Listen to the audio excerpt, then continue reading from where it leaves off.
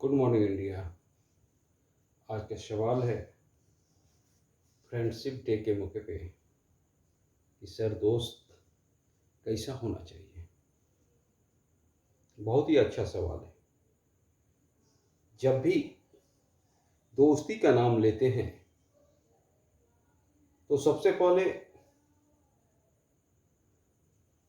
एक दोस्त याद आता है, भगवान श्री कृष्ण और सुदामा जैसे दोस्ती शायद ही इतिहास में कहीं देखने को मिलता होगा। राजा और रंक की दोस्ती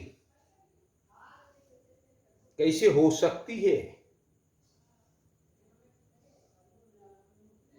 ये दिखता है। थोड़ा भी राजा और रंक होने के बावजूद दोस्ती में असर नहीं पड़ता है। वही बचपन का दोस्त सुदामा,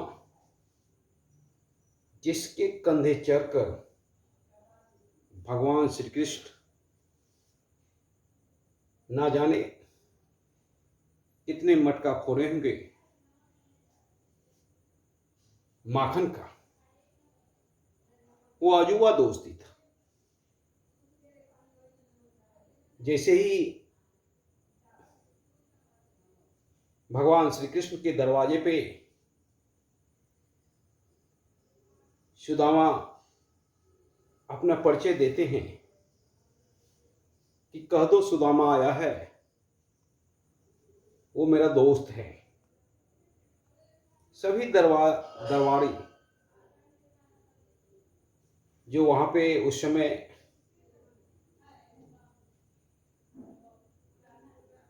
अपना कार्य कर रहे थे, ठहाका मारकर उपहास उड़ाते हैं और बोलते हैं, ये पागल ब्राह्मण विचित्र तो नहीं हो गया। भगवान श्री कृष्ण को अपना दोस्त बताते हैं। फिर एक मंत्री आए और उस मंत्री के सामने विनती सुदामा ने किया कि वो मेरा बचपन का दोस्त है, थोड़ा सा खबर भिजवा दीजिए। वो मंत्री थोड़ा सा सुदामा के बात को सुन के भावुक हो गया।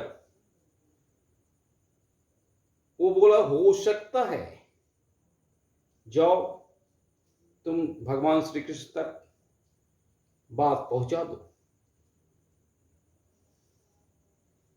जैसे ही दरबारी भगवान श्री कृष्ण के सामने बोले कि एक ब्राह्मण आया हुआ है, वो अपने आप को सुदामा बता रहा है। इतना सुनते ही भगवान श्री कृष्ण रानियों को छोड़ते हुए बिना चप्पल पहने दौड़ जाते हैं, सुदामा कहते कहते। सभी लोग विक्षिप्त हो जाते हैं। ये कैसा विडंबना है कि प्रभु दौड़ पड़े। किसी को विश्वास नहीं होता है कि किसी के लिए प्रभु इतना व्याकुल हो सकते हैं। दौड़ते हुए गए और सुदामा के गले लग गए और राज दरबार में ले आए और बोले, भाभी मेरे लिए कुछ दी होगी, लाओ संदेशा। बेचारे दरिद्र ब्राह्मण सुदामा शर्म से नहीं निकाल रहा था। भगवान श्री कृष्ण जबरन उनसे छीन लिए और वो कुछ चावल के दाने जो स्नेह के लिए भगवान श्री कृष्ण के पास ले गए थे सुदामा, वो छीन के खा गए। तदुपरांत सुदामा धनी हो गया। तो ऐसी दोस्ती शायद ही कहीं आज देखने को मिलता होगा। वैसे एक और दोस्ती है जिसका जोर कोई नहीं है, कर्ण और दुर्योधन की दोस्ती। दुर्योधन कर्ण को कभी अकेला नहीं छोड़ा।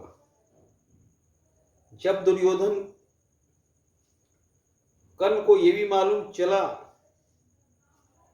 वे पांडव का सबसे बड़े भाई हैं, मां